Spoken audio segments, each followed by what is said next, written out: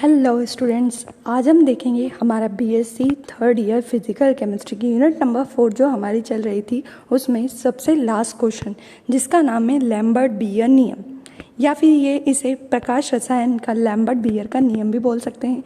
सबसे मज़े की बात ये है कि ये हमारा इस यूनिट का लास्ट क्वेश्चन है। हमने अभी तक इस यूनिट के जितने भी इंपॉर्टेंट क्वेश्चन थे सभी को अच्छे से समझ लिया है। आई होप आप लोगों को क्लियर हो गया होगा। अभी तक जिन स्टूडेंट्स ने वो वाली वीडियोस नहीं देखी है वो डिस्क्रिप्शन बॉक्स में दी गई प्लेलिस्ट पर जाकर चेक कर सकते हैं। तो फटाफट ख़त्म करते हैं हमारा लैम्बर्ट बियर नियम। हेडिंग डालेंगे लैम्बर्ट बियर नियम। जब कोई एकवर्णी प्रकाश किसी समांगी माध्यम से गुजरता है तो प्रकाश की तीव्रता में माध्यम की मोटाई के सापेक्ष होने वाली कमी की दर आपतित प्रकाश की तीव्रता और विलयन के सांद्रण के समानुपाती होती है। देखो, इसको ध्यान से समझना। इसमें क्या बोला गया है कि जब कोई एकवर्णी प्रकाश किसी समांगी माध्यम से गुजरता है, देखो जैसे ये है, ये एक वर्णी प्रकाश है, ये एक समांगी माध्यम है, इसके अंदर से पास हो रहा है। तो जब ये प्रकाश इस समांगी माध्यम में से गुजरेगा तो बाहर जब प्रकाश निकलेगा उसमें कमी आएगी। वो कमी किन चीज़ों पर निर्भर करती है उसे ही हमें लैम्बर्ट बियर ने बताया था। देखो, लैम्बर्ट बियर ने हमें क्या बताया था? लैम्बर्ट बियर ने हमें बोला था कि जब कोई एकवर्णी प्रकाश समांगी माध्यम से गुजरता है तो प्रकाश की तीव्रता में मोटाई के सापेक्ष कमी आती है ना। तो अभी हमने एक डायग्राम देखा जिसमें हमने एक प्रकाश लिया जब उसे समांगी माध्यम से गुजारा तो उसकी तीव्रता में कमी आई। तो तीव्रता के लिए हमने बता दिया DI, ठीक है। किसके सापेक्ष कमी आई? मोटाई के सापेक्ष। तो मोटाई के लिए हमने लिखा दिया DL, ठीक है। कमी आ रही है, कमी के लिए लगा दिया हमने माइनस।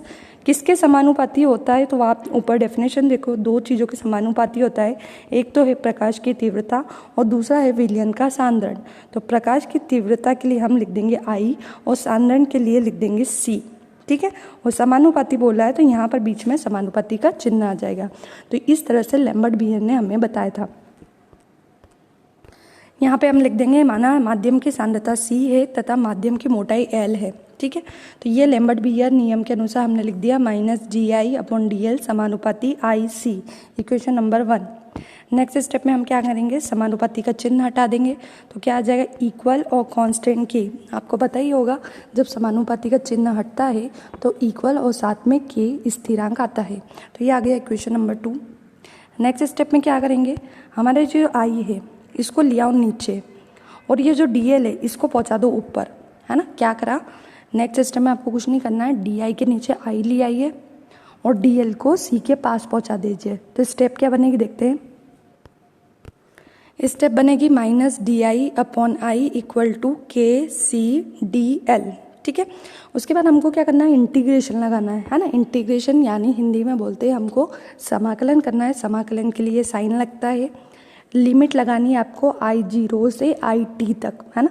ये थोड़ा सा गणितीय व्यंजक है लैम्बर्ट बियर का नियम, तो इसे आप थोड़ा सा लिखकर प्रैक्टिस कर लीजिए तो आपको ध्यान रहेगा, ठीक है। तो यहाँ पर हमने समाकलन का चिन्ह लगाया, लिमिट लगाया I0 से IT और बाकी पूरी वैल्यू DI/I जो थी उसको एज इट इज़ रहने दिया, ठीक है। और ये जो माइनस का साइन था इसको ले गए हम दूसरे साइड, क्लियर। इसके बाद दूसरे साइड क्या करेंगे? ये जो KC है ये दोनों स्थिरांक होते हैं, इनका समाकलन नहीं होता है तो इनको बाहर लिख दो। यहाँ फिर से इंटीग्रेशन का साइन लगाओ, लिमिट लिखेंगे 0 से ऊपर L तक और इंटीग्रेशन किसका होगा? DL का। तो समाकलन के चिन्ह के बाद हम लिख देंगे DL। अब हमें क्या करना है? DI/I का इंटीग्रेशन करना है यानी समाकलन करना है और इधर हमें DL का समाकलन करना है।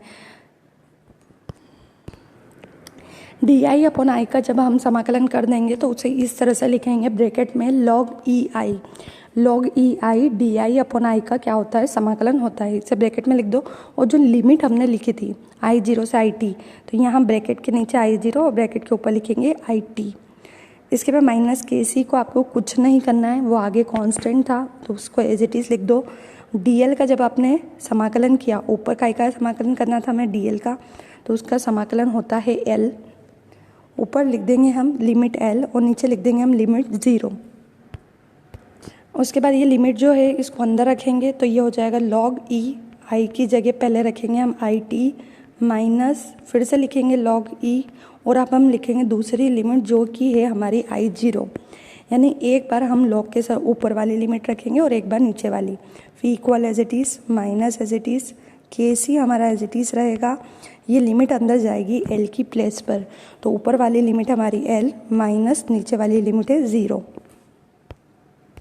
उसके बाद ये जो लॉग माइनस में है इसका एक फॉर्मूला होता है जो देखो यहाँ लिखा हुआ है log m माइनस n। अगर माइनस में लॉग में कोई वैल्यू होती है तो उसे हम डिवाइड में लिख सकते हैं। तो ये जिस तरह से log m अपॉन n है इसी तरह से इधर हो जाएगा log ऊपर वाली लिमिट है IT और नीचे वाली लिमिट है I0 minus KC L minus 0 कितना आएगा आपका L।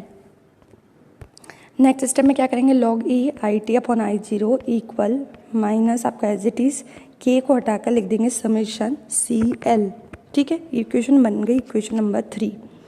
नेक्स्ट स्टेप में क्या करें, इधर से log हटाया। अब याद रखना कभी भी लेफ्ट में से log हटाते हैं तो राइट में जो वैल्यू होती है उसे e के पावर में लिखना पड़ता है। तो इधर से अगर हमने log e हटाया तो क्या बचा IT अपॉन I0 इक्वल लगाएंगे, ये इक्वल का साइन है, और ये जो माइनस समेशन CL है इसे हम लिख देंगे e की पावर माइनस समेशन CL या e के पावर माइनस KCL भी लिख सकते हैं, एक ही बात है, क्योंकि समेशन की जगह k भी यूज़ हो सकता है या k की जगह समेशन यूज़ हो सकता है। तो यहाँ पर लिखा हुआ है e की power minus KCL। Next step में क्या करेंगे, IT आपका एज इट इज़ इधर ही रहेगा और ये जो I0 है ये चला जाएगा इसके e के मल्टीप्लाई में। ठीक है, तो स्टेप बन जाएगी IT equal to I0 e की पावर माइनस KCL। कुछ नहीं करा, हमने I0 को राइट में पहुंचा दिया है। लास्ट में लिख देंगे ये जो इक्वेशन नंबर 4 आई है यही लैम्बर्ट बियर नियम का रूप है ना। ये जो लास्ट में बॉक्स में बना हुआ है यही हमारा लैम्बर्ट बियर है। तो आई होप आपको लैम्बर्ट बियर का नियम अच्छे से क्लियर हो गया होगा। थोड़ा सा गणितीय व्यंजक था इसलिए थोड़ा सा इसे आपको लिख कर करना रहेगा। अब हम आपसे जल्दी मिलेंगे नेक्स्ट वीडियो के साथ। अगर आपको वीडियो पसंद आया तो लाइक करें, सब्सक्राइब करें, शेयर करना ना भूलें। Thank you.